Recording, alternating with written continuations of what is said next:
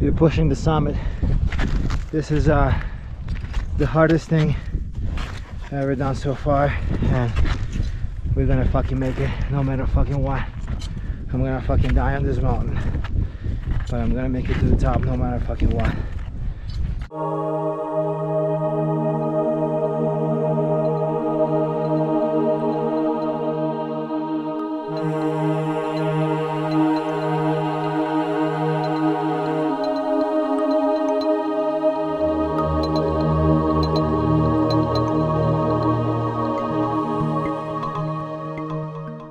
Hey guys, welcome back to Golden Aesthetics. This is Artemus Dolgin. It's a very unusual format of the blog about the summit of Mount Rainier.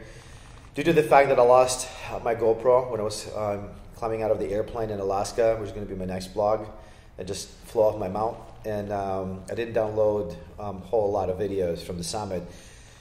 But I did download quite a few, and I decided to put this together and walk you through my experience, because it was remarkable ones.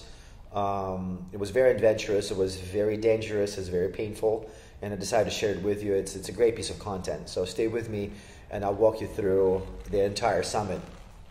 I met Jason, who invited me on this trip in Alaska in the beginning of this year. We were snow machining together around an alley. What a coincidence.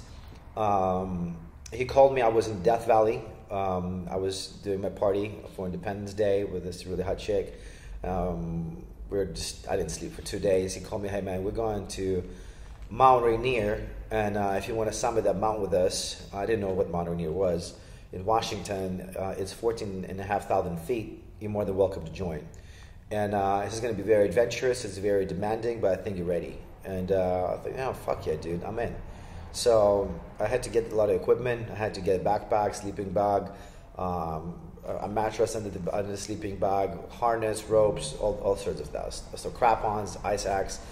And I got it all together. I flew to Washington. When I arrived, I met two of the most badass dudes that I've ever met in my life. They're silent killers. They're asking me to tell who they are. Those guys are real deal. They don't advertise. They don't show off. They're just quiet, silent professionals. And those dudes were on top of this trip. Once we put our backpacks together, the dudes had a little whiskey. I didn't sleep for 2 days before. I didn't sleep the night when we arrived. We left really early in the morning. We arrived to the base of Mount Rainier. Probably like 10 o'clock in the morning. Signed all kinds of paperwork, and that's where I find out we cannot poop on the mountain. They give us a whole 9 yards of what it is, and you have to poop in a plastic bag, and you have to take it with you, and you have to bring it back, and then you dump it, which makes sense, because everybody that attempts to summit Rainier, there's a lot of groups that are doing it every single day. There'll be a whole lot of poop out there, so I kind of understand why it makes sense. But I didn't know that I wouldn't take a poop for another 3.5 days, because I'll be just constipated from dehydration and just eating mountain meals.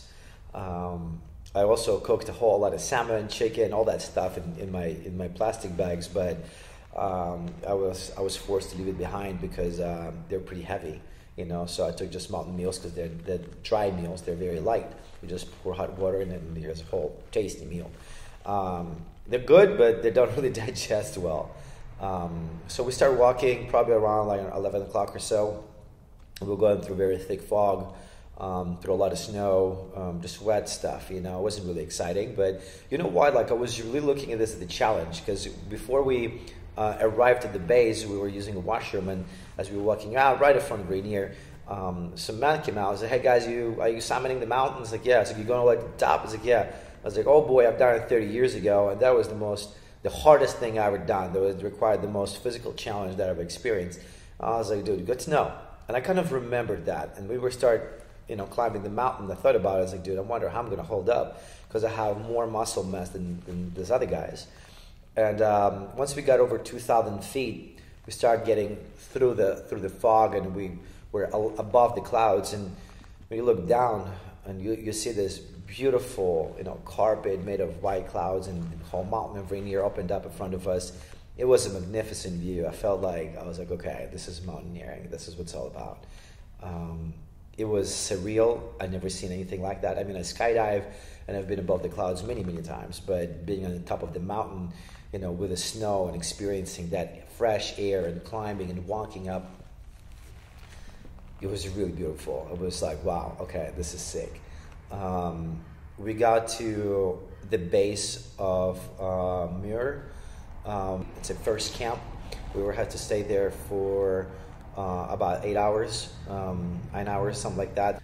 So we left around 12 o'clock. I have to say that I started experiencing a really bad headache at this camp. I was dehydrated, I was tired, I didn't have enough sleep, and we were at a high elevation. I had a horrible headache. I took some ibuprofen. I tried to fall asleep. I couldn't fall asleep because the little mattress under my sleeping bag was too thin. I could feel the cold. It wasn't pleasant at all. Like, the whole experience was horrific. I was sitting on the stand. I'm thinking, like, what the fuck I signed up for? Then the temperatures dropped, became really cold. So, I mean, I had layers on me, but it wasn't comfortable whatsoever. So I didn't really get any rest. I took that ibuprofen. It did help me a little bit. But, you know, since we're drinking snow, because that's the water you use in the mountain. That water didn't have any electrolytes because it evaporate while you boil it, you know, in order to kill all the bacteria. And I would throw a bag of electrolytes in it, but it just tasted so awful. I mean, I was still forcing myself to drink it. So it was around midnight when we got all our equipment ready, all the crap-ons, ice axe. We did leave a lot of stuff behind, so our backpacks were a lot lighter because we didn't have to carry our sleeping bags and tents and other stuff. So we just had our crap-ons, our ropes, our harnesses, just a little bit of food. Majority of our food was just candies. You eat candies, you quit sugar on the mountain, and then you just drink water because you can't really eat. You know what? When you're out there at night, something happens to your senses as well, because you're out in the wilderness. There is no light pollution. You can see the skies, the shooting stars, and you see other groups coming up the mountain. You see these little lights, their beams and their headlamps. It's such a magnificent view. It was beautiful. And as we start walking, I realized how dangerous it is, because you walk on these little paths, and you can slip anytime. I mean, there's a lot of rocks coming down from other groups climbing, some massive rocks, so you really have to watch out. And we climbed through the night. It was beautiful, regardless of anything. And I have to give it to the guys, because we didn't use a guide. We did unguided, and I think this is the best way to do it, especially if you go with people that are experienced in mountaineering. Because it turns into more of adventure rather than experience, because a lot of people use the guide. They have their, everything broken down for them. They even have meals cooked for them. And here you have to do everything and rely on yourself. So the guys timed everything so perfectly. Every single break on the mountain was accounted for. We would stop every, 40 minutes or 45 minutes and wait for 5 minutes. Then, hey, we gotta go. And that was very, very organized. We got to Disappointment Cleaver. It's the first big stop. I think it's probably around 10,000 feet already. This is where we start meeting groups. It's a big rocky area where we met the sunrise. It was one of the most beautiful sunrises I've ever seen in my life. It was remarkable. It was magnificent. I can't quite put in words, and what you see on the video is very, very different from what you experience. It's beautiful visually, but it does something to your soul. It pierces right through your being, and you're so susceptible to the nature, and you have some sort of connection with the planet. You definitely experience it very, very deep. That was remarkable. One of the most beautiful things I've ever seen, with the clouds underneath, very down underneath, and this beautiful red sun just climbing behind the mountains, behind the mountain terrain. So peaceful. And in those moments, you thank God, and you thank whoever it is out there in the universe, whoever it is, for being alive. This is where my headache started to just really fucking kick my ass. And as we start leaving Disappointment Cleaver, we start meeting a lot of other groups that were turning around, because they couldn't continue because someone in their group had a horrible headache or altitude sickness or just was exhausted physically from the summit. And that kind of gave me a little push because like, no, there's no way I'm fucking turning around. Because if I'm turning around, the whole group turns around. And there is no way with this badass motherfuckers, I'm going to fucking even tell them that I don't feel good. Anyways, my buddy gave me a few other pills, like aspirin, whatever, the headache stuff. And they said, man, you good? I was like, yeah, fuck yeah, I'm good. I wasn't going to quit. There's no way I was going to quit. And that experience alone was such a great lesson for me. Because we came to the point where we just stopped talking, you know, because we joke around, talk about something, and then all of a sudden they're just quiet. You just keep your every ounce of energy for another step, one foot of another, 1 foot in front of another. And that was a great experience because I was able to go really, really deep into myself. And I remember the guy who said that was the hardest effort he ever put, physical effort, mental effort. I could feel it. That was the hardest thing I've ever done physically, for sure. I've done a lot of crazy workouts, a lot of boxing, this, that, but this was really hard, especially in a harsh environment, harsh weather conditions, not sleeping, having altitude sickness, headache, hungry. That was hard, but I was really determined to get to the top or die. That was my mindset, do or die. And I think you can translate it to the rest of your life. The most interesting and most dangerous experience was crossing crevasses. This is a real big cracks in the ice, and they go 30, 50, 40, 100 feet deep. And there were some instances when people fall, and the guys before we left on the trip, they showed me how to create a leverage, how to create a nut. If you hang in this crevasse, if you fall, you slip of the ladder when you cross the crevasse, or if you fall through the snow bridge, because when it gets a little hotter, it gets warmer, the snow melts and you can really get through the bridge and fall. And there are a lot of people. It happened to I think a guy, I read an article right after we left the mountain, like a month or so, like a week or so, the guy fell through a snow bridge and they never recovered his body. Rainier is dangerous and you have to respect that mountain. And when we were crossing the crevasse, I mean, that was like a real adventure. You be very careful, very cautious. You can, watch your step, you pay attention, you focus, you're in the moment. Despite of being tired, in those moments you really pay attention because your life and the life of your friends is on you. And what's interesting that when you trust your life and somebody trusts their life to you in moments like that, you develop an unspeakable, invisible bond, between man, a brotherhood. And that's something that the world is really missing, especially in this country, a brotherhood between men.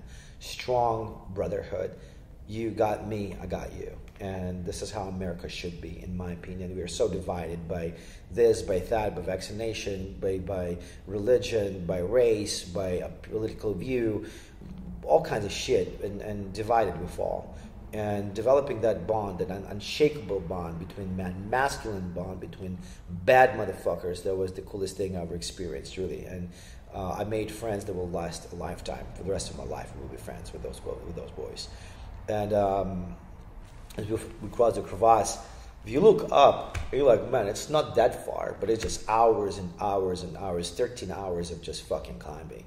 And it's non-stop. If you've never experienced anything like that, it can get to you. There were moments like, I was like, dude, we're almost there, but we'll take another 4 hours. We finally got to the top. You can see a big crater of a volcano. And I'm like, dude, we're done. Let's go back. He's like, no, bro, we got to cross the equator, and we got to go to the top of that hill. There was a little box, like metal box, with a paper. You have to sign the paper that we've been here, like a little journal.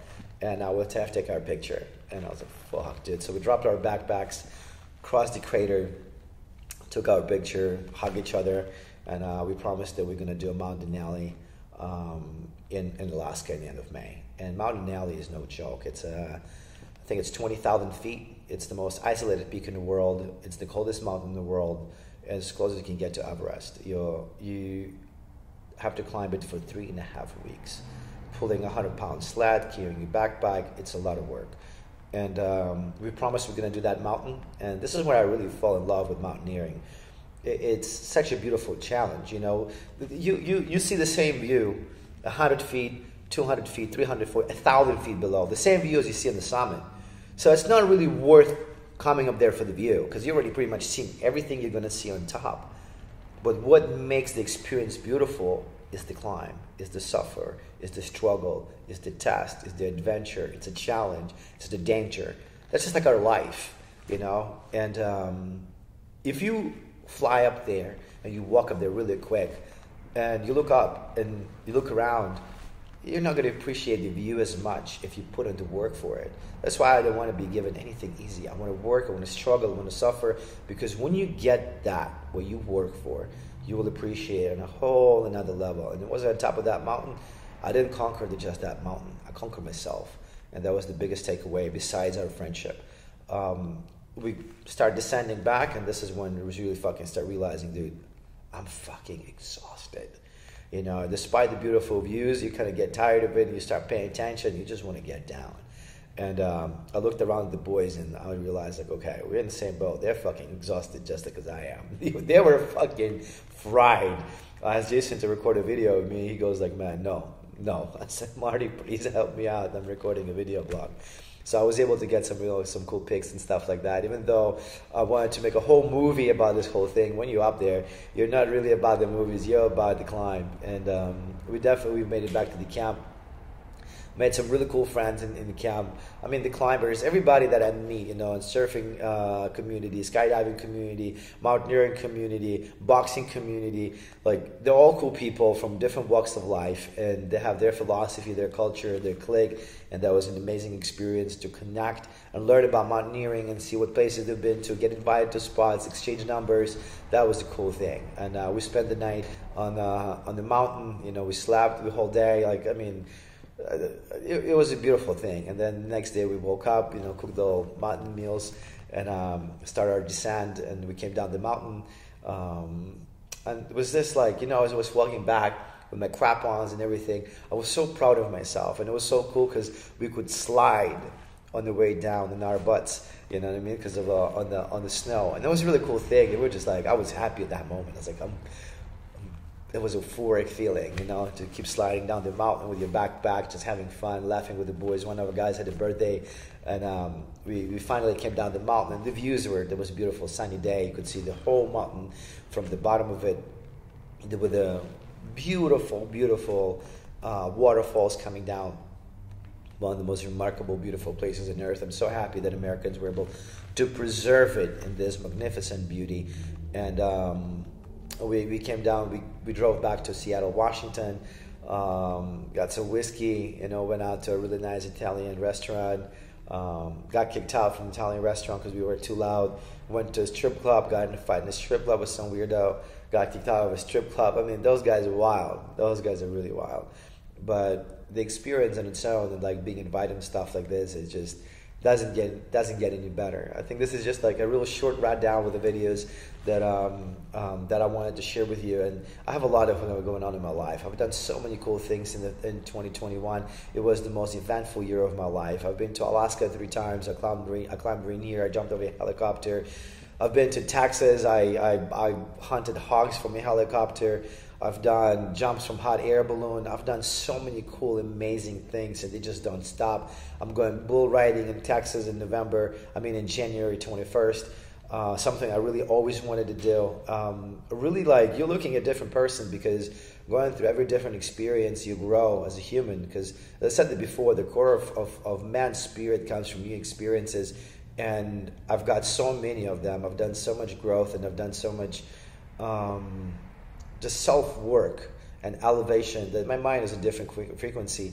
I've changed so much in the last year, because I've done wingsuiting just last week. I'm doing wingsuiting tomorrow. I've done so many dangerous, so many extreme things. I looked death in the eyes so many times. And let me tell you, it's a beautiful thing to see. It's a beautiful thing to watch. It's a beautiful thing to dance with, because you feel the most alive in those moments. I live for those moments. In those moments, you're by yourself, experiencing life for what it is.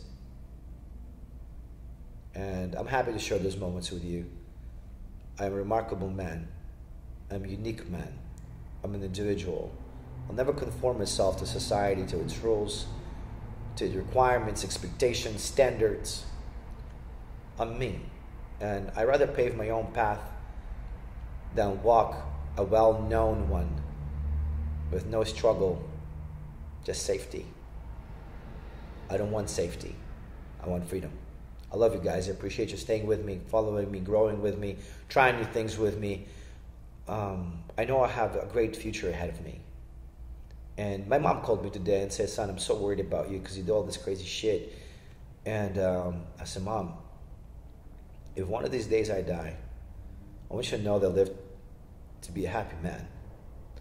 And if a man dies doing what he loves, it's not a tragedy. So if I go one day, you better know that you made a great human and you gave him the most remarkable life you could ever wish for. I appreciate your love. I appreciate your support. Check out goldenaesthetics.com. Until next time.